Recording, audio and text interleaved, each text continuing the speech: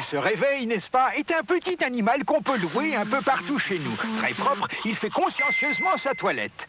Soucieux de sa forme, il passe la visite à vis en moyenne tous les 3 jours. Dévoué, il sait attendre son maître patiemment. Spécimen unique, grâce au système à vis express, son contrat est prêt en 35 secondes. Bref, le mille-pattes à vis est bien à l'image du personnel à vis, décidé à faire plus, 1000 fois plus.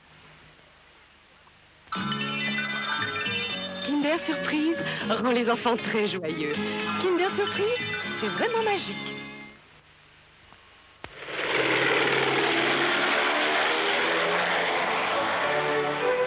Voici Polisson de Spontex.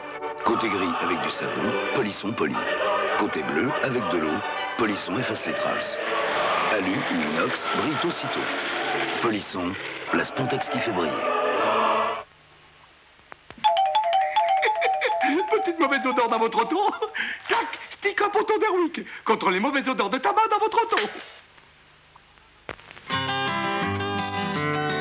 Quand on est un petit bébé et qu'on est en train de rêver, les fuites viennent parfois tout gâcher. Alors on est réveillé. Contre le cauchemar des fuites, voici Tendresse. Ce n'est pas seulement un coussin rectangulaire auquel on a ajouté des élastiques. Tendresse a une découpe anti-fuite. Plus étroite au milieu, comme ça les élastiques s'adaptent bien aux cuisses, et large à la taille. Alors quand on ferme Tendresse, c'est molleton sur molleton. Tendresse contre les fuites, c'est bien. Avec Tendresse, on est paré tranquillement. On peut rêver avec sa découpe anti-fuite pour mieux éviter les fuites. Moins de risques d'être mouillé et par les fuites d'être réveillé. Tendresse a découpe anti-fuite.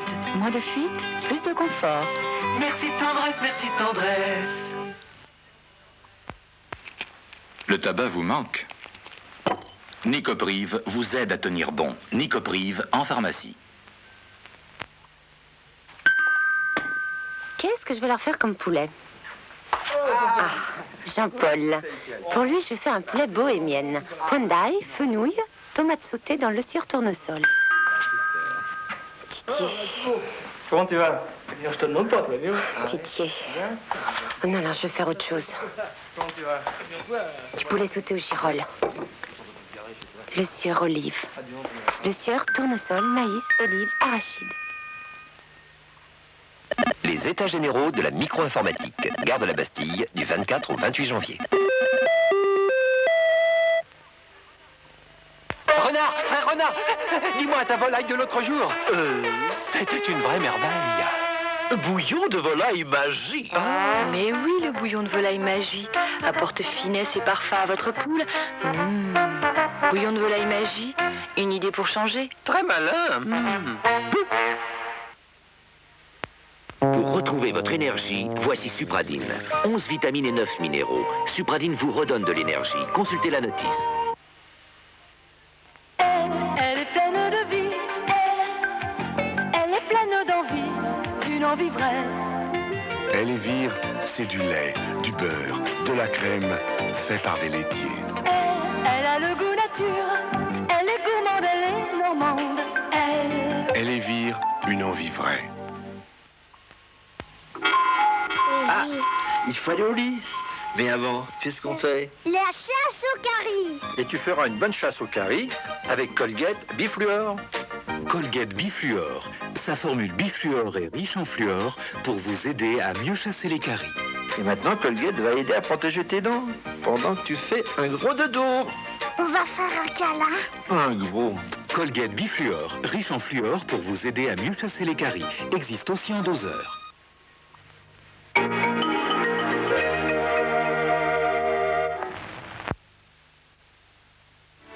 Vous pensez qu'il serait lassé, qu'il serait revenu? Non, mais disons qu'il aurait été à la retraite, il aurait réfléchi peut-être davantage.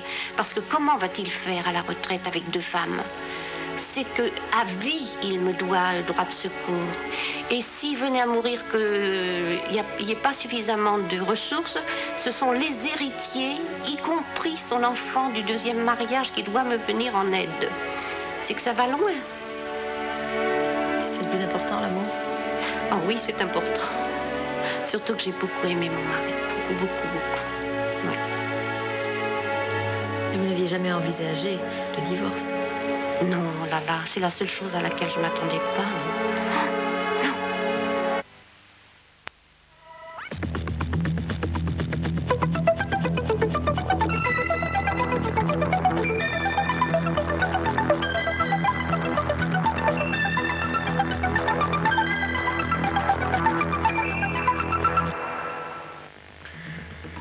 15 morts et 3 disparus dans le naufrage d'un cargo dans la Manche et la tempête continue. Manifestation des ouvriers des chantiers navals à Paris. Le gouvernement annonce la commande de 5 navires aux chantiers français. La colère des agriculteurs bretons, ils ont bloqué les trains aujourd'hui dans toute la région. Football, un match en retard du championnat de France. Paris Saint-Germain et Brest sont à égalité, 1 partout. Mesdames, Messieurs, bonsoir. La tempête qui sévit sur tout le nord de l'Europe a déjà fait des dizaines de morts depuis dimanche. Les premières victimes en Écosse au cours du week-end et aujourd'hui, c'est en mer que le mauvais temps a tué. Un cargo libérien, le Radiant Med, a coulé la nuit dernière au large de l'île de Guernesey avec 26 personnes à bord et le dernier bilan est de 15 morts et 3 disparus. Jean-François Luciani.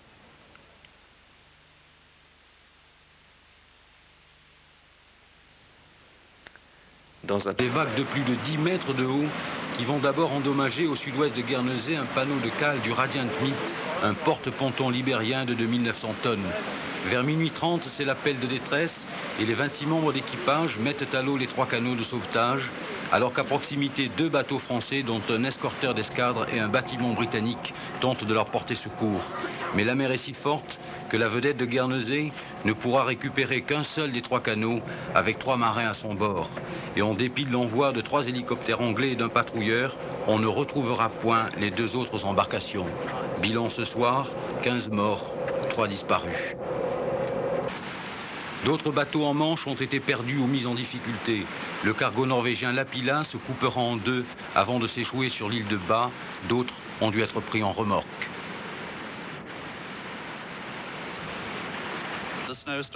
Mais le mauvais temps affecte aussi l'Écosse au point de paralyser le pays et de provoquer durant le week-end la mort de 9 personnes, 2 alpinistes et des personnes âgées isolées.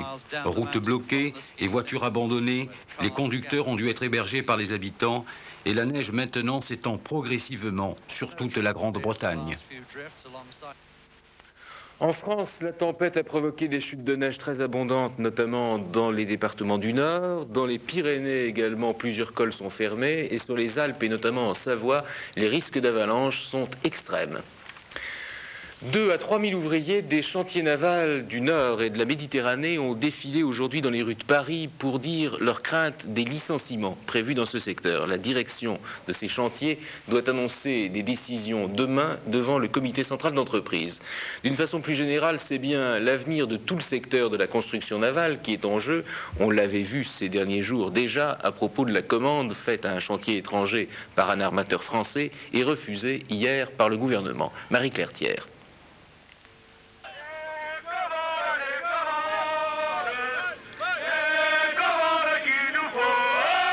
Un seul slogan, des commandes, du travail, pas de licenciement. Dans les rues de Paris, toute la journée, les ouvriers des chantiers navals de la Seine, de la Ciotat et de Dunkerque ont manifesté leur inquiétude face aux restructurations prévues. On est déjà qualifié dans un travail. J'espère qu'on devait continuer à faire des bateaux. En France, on a besoin de bateaux. On aurait dû faire des bateaux, que des bateaux. D'autant plus que notre marine marchande, elle en a fortement besoin. Le Conseil supérieur de la marine a même défini lui-même qu'il manquait 25 à 30 bateaux dans l'immédiat. Le carnet de commande de Dunkerque qui est quasiment à 0 actuellement. Et comme vous savez, prendre des bateaux en commande actuellement suppose que l'on ait une aide importante de la part des pouvoirs publics. Alors c'est pour réclamer cette aide finalement que nous sommes à Paris aujourd'hui. Le matin, les manifestants s'étaient rendus au siège des chantiers navals. L'après-midi, ils sont allés successivement au ministère des Affaires sociales, de l'Industrie, puis au secrétariat d'État à la mer où l'intersyndicale a été reçu. Les manifestants se sont ensuite dispersés sans incident. Alors le secrétaire d'État à la mer a donné quelques apaisements aux syndicalistes en annonçant en particulier la commande de 5 navires aux chantiers français au cours des prochaines semaines. Mais ces commandes ne suffiront pas à faire tourner les chantiers à leur régime normal. Marie-Claire Thiers a rencontré tout à l'heure le secrétaire d'État à la mer, Guy Langagne. J'ai indiqué clairement que dans ce cadre, il n'y aura pas de licenciement qui impliquerait une mise en chômage pure et simple. Que toutes les mesures qui sont étudiées actuellement par le gouvernement, qu'il s'agisse de congés de reconversion, qu'il s'agisse de toutes les mesures sociales que nous connaissons, que ces mesures seraient appliquées dans les chantiers navals. Vous allez commander 5 navires. Est-ce que il y aura aussi les grumiers de Delmas-Vieljeu? Oui, alors j'ai annoncé effectivement qu'il y aurait, pour montrer la volonté gouvernementale, l'obtention de 5 commandes dans les semaines qui viennent. Le problème de Delmas-Vieljeu n'est pas, au moment où je vous parle, n'est pas réglé. Alors, nous avons envisagé plusieurs hypothèses, soit avec les commandes Delmas-Vieljeu, soit sans les commandes Delmas-Vieljeu. Tout dépendra du résultat des négociations que nous avons. Car le problème de Delmas-Vieljeu est lié, selon moi, à une collaboration éventuelle avec un pays étranger. Des pays qui ont pris une certaine avancée technologique, bien que nos chantiers soient encore au top niveau actuellement, au niveau international. Il ne faut pas l'oublier, ce n'est pas une industrie périmée en France, mais il y a d'autres créneaux, en quelque sorte, dans lesquels nous sommes plus faibles, et peut-être une collaboration avec l'étranger permettrait de moderniser nos chantiers davantage, et c'est dans ce sens que nous sommes en train d'étudier la commande Delmas-Vieljeu. En Bretagne, la situation est toujours tendue et les agriculteurs n'ont pas renoncé à faire démonstration de leur mécontentement malgré les offres de négocier faites hier soir par le gouvernement. Les menaces de blocage ferroviaire ont été mises à exécution en particulier et le trafic des trains a été très sérieusement perturbé dans 4 départements. Richard Tripot. Dès 11 h ce matin, 5 barrages ont été mis en place en Ille-et-Vilaine, dans le Morbihan, les Côtes-du-Nord et le Finistère. Toute la journée, des groupes d'agriculteurs qui se relayaient ont bloqué le trafic ferroviaire comme ils l'avaient décidé hier au cours d'un comité de salut économique. Pour eux, c'est l'avenir de toute la Bretagne qui est en jeu. De telle ou telle production, c'est toute la Bretagne. Et le dommage pour nous, c'est qu'on voulait que cette Bretagne soit une force vive, une nation. On est obligé de travailler comme le font nos partenaires dans la communauté, comme les Hollandais. Sinon, c'est les Hollandais, ce sont les Allemands, qui avec leur monnaie, qui est plus intéressante à nous, qui vont prendre notre place. Et je crois que c'est là que le drame. Selon la direction de la SNCF, le trafic marchandises a été totalement interrompu. Quant aux trains de voyageurs, ils n'ont pu circuler qu'à 40%. Les voyageurs étaient invités à poursuivre leur route par autocar, ce qui a valu quelques explications orageuses avec les manifestants. Il y a eu 2000 licenciés chez Talbot. Ouais. Si ces 2000 licenciés en manifestant étaient venus dans vos champs ou dans vos bergeries ou ailleurs vous foutent toutes vos bêtes dehors, qu'est-ce que vous auriez fait? À plusieurs reprises, la police et la gendarmerie sont intervenus pour dégager les voies, mais aucun incident grave n'a été signalé. Ce soir, plusieurs barrages étaient encore en place, en particulier à Landivisio, dans le Finistère, et à Saint-Jacques-Cul-les-Pins, dans le Morbihan. Des actions qui n'ont pas toutes fait l'unanimité dans la profession agricole. Puis je viens d'apprendre qu'il y a une demi-heure à peu près, à Pleyber-Christ, dans le Finistère, un escadron de gendarmes mobiles a chargé pour disperser 300 agriculteurs qui bloquaient la voie ferrée dans cette gare. De leur côté, les partis de gauche et les syndicats ont manifesté ce soir dans les rues de Brest pour protester contre la mise à sac de la sous-préfecture de Brest jeudi dernier. Et Pierre Mauroy, qui s'adressait ce matin au commissaire de la République réuni au ministère de l'Intérieur, a prévenu que tous ceux qui se rendraient coupables d'actes de violence seraient interpellés et poursuivis. Le dialogue et la concertation sont notre règle, a dit Pierre Mauroy, mais nul ne peut espérer résoudre des problèmes régionaux et catégoriels par la violence. De son côté, le président de la Chambre d'agriculture de Bretagne refuse de rencontrer le Premier ministre vendredi sans être accompagné des 9 membres du comité de salut économique qui représentent les divers secteurs d'activité de la région. C'est ce qu'il a dit ce soir. Ce mouvement de colère des Bretons est parti d'abord, vous vous en souvenez, des éleveurs de porcs, mais en fait, ils ne sont pas les seuls à protester. 4 grands problèmes sont posés. Richard Tripot nous les détaille maintenant. Première revendication, le rétablissement des correctifs tarifaires de la SNCF. Le kilomètre de transport ferroviaire en Bretagne coûte plus cher en raison de l'insuffisance des réseaux. Ces correctifs permettaient aux producteurs de la région de ne pas supporter cette différence de prix. Ils ont été supprimés le 1er janvier dernier. Deuxième revendication, la suppression des montants compensatoires monétaires. Ils compensent les différences entre les monnaies européennes. Ils agissent comme des primes pour les produits venant des pays à monnaie forte.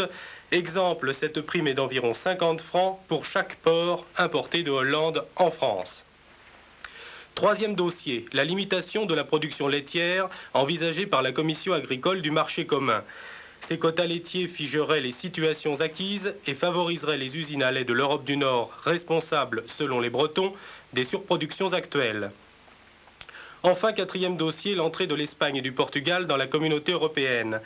Pour les Bretons, il faut mettre de l'ordre dans la politique agricole commune et assurer un revenu correct aux agriculteurs avant de parler élargissement.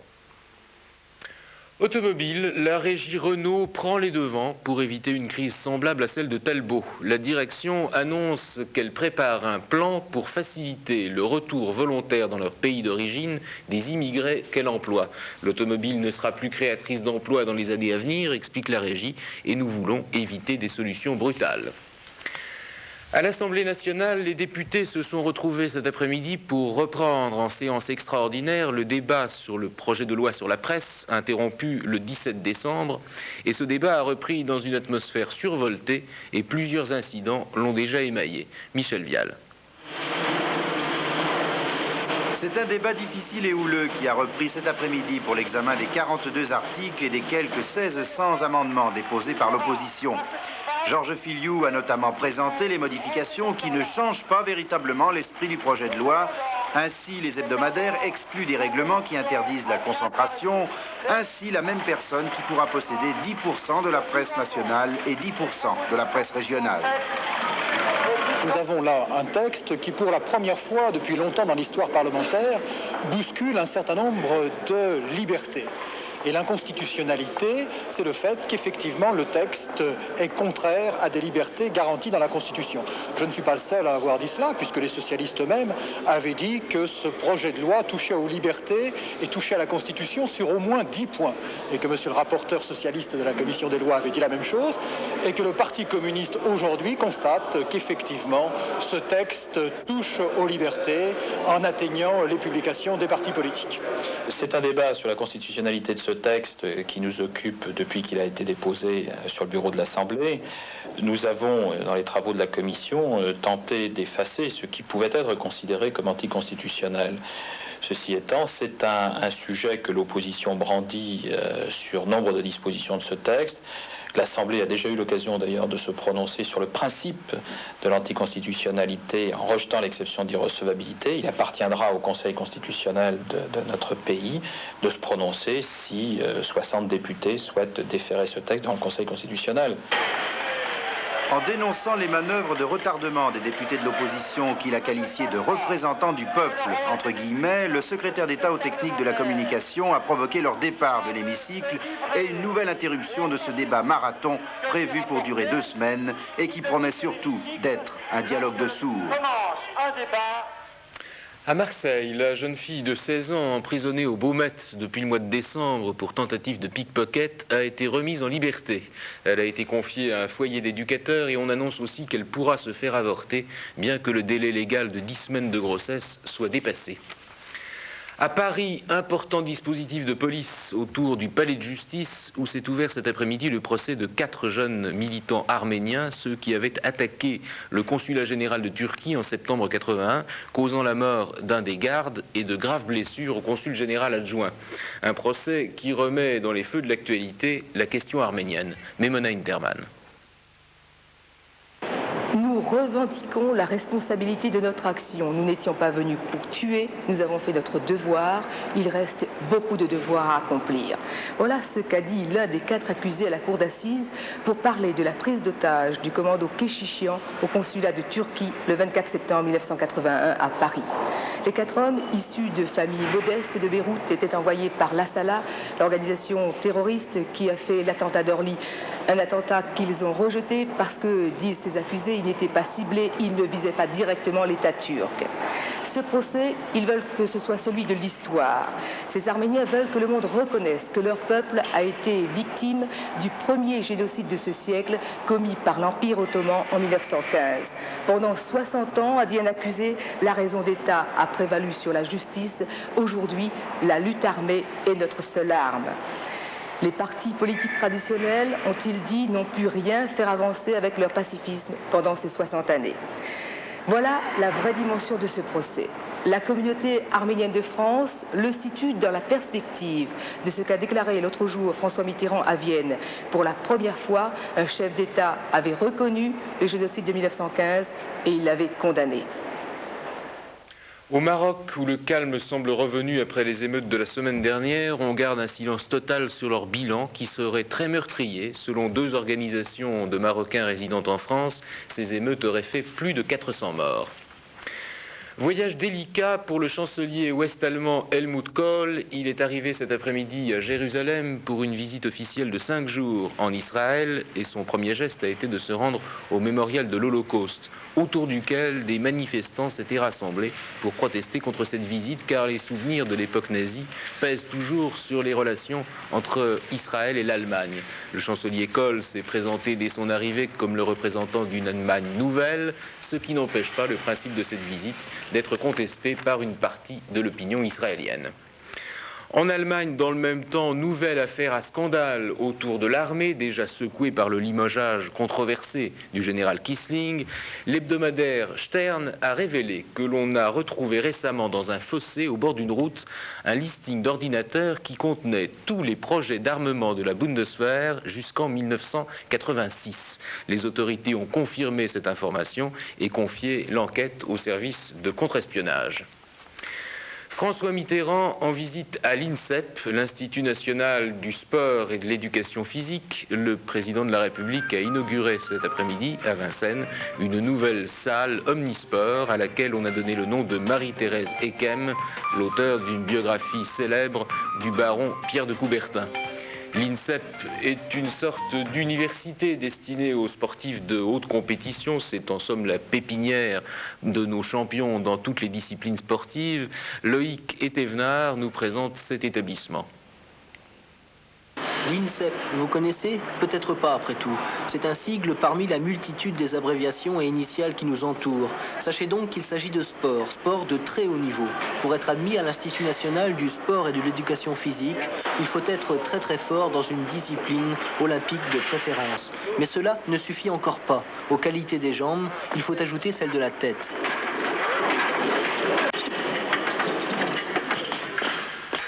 L'ambition ici à l'INSEP, c'est de permettre à ces sportifs de disposer d'un temps suffisant pour se préparer dans les meilleures conditions aux épreuves sportives du plus haut niveau et si possible d'y gagner, mais aussi soit de poursuivre les études scolaires dans des conditions aménagées, soit de préparer les diplômes, leur ouvrant la porte à une insertion socio-professionnelle normale. Ici, les athlètes de haut niveau n'ont pas à choisir entre le sport et les études, les deux se mènent de front. Ce n'est pas toujours facile.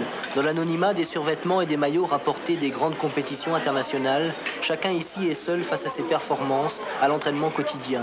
À peine reconnaît-on ici ou là un visage connu du public, le nom d'un grand du saut à la perche inscrit sur quelques sacs au fond d'une salle. Pourtant, dans ce grand campus universitaire du sport, il n'y a que des tout bons dans leurs spécialités respectives. En ce moment, par exemple, se tient un stage international de judo avec les meilleurs tireurs d'une dizaine de pays. Sur ce tatami évoluent les champions olympiques de demain. Football, il y avait donc ce soir un match en retard de la 25e journée du championnat de France de première division. Paris Saint-Germain rencontrait Brest au Parc des Princes. Le match avait été retardé précisément à cause de France-Irlande de rugby. Est-ce qu'on en est toujours, Daniel Leclerc, à 1-1, comme je l'annonçais au début du journal? Eh bien, le match en est resté à 1-1. C'est dommage pour les Parisiens dans leur course à l'Europe. Ils ont concédé une fois de plus un match nul sur leur terrain. Cela fait beaucoup, 3 matchs nuls en 3 matchs pour les Parisiens qui sont maintenant à 6 points du leader. Pour Brest, c'est une bonne opération qui s'éloigne de la zone dangereuse. 1-1, je vous propose donc de voir maintenant les buts de la rencontre, une rencontre qui s'est disputée au Parc des Princes devant 10 000 spectateurs. Il faut dire que le temps était plutôt frisqué ce soir. Première action très dangereuse au crédit des Parisiens avec ici Dominique Battenet qui effectuait sa rentrée après 3 mois d'inaction. Belle reprise de Couriol et belle détente de Chalery, le gardien brestois. Corner de Suzic. Centre de Guillochon qui amène le premier but parisien. Quelqu'un s'élève plus haut que tout le monde, c'est Pascal Zaramba. Et c'est le premier but de la partie après 15 minutes de jeu. Mais la joie des Parisiens sera de courte durée sur cette ouverture de Karim Maroc. Joël Henry est accroché par Pascal Zaramba. C'est le coup franc accordé par M. Vautreau, l'arbitre du match. Et vous allez le voir, une erreur de la défense parisienne. Et cela va être l'égalisation, oui, enfin, je l'espère, la voilà. Karim Maroc qui s'élance et à la réception, le Maguérès qui égalise donc pour les Brestois. Tout est à refaire pour les Parisiens. 1-1, ce sera le score au repos. On retrouve les Parisiens en deuxième période sur ce coup franc de Dominique Battenet pour Rocheteau. Talonnade pour Fernandez, en retrait pour Suzic qui s'ouvre le but. Un ballon qui passe de peu à côté. Dommage pour les Parisiens qui perdent encore un peu du terrain sur le leader Bordeaux. Voilà, Jean-Jacques. Merci Daniel. Le temps frisquet et mouillé va continuer demain. Il y aura encore des giboulées demain matin qui s'atténueront progressivement par l'ouest, mais une autre vague de pluie suivra aussitôt qui gagnera dans la journée toute la moitié ouest du pays. Que cela ne vous empêche pas tout de même de passer une bonne fin de soirée avec dans un instant Prélude à la nuit. Bonsoir, à demain.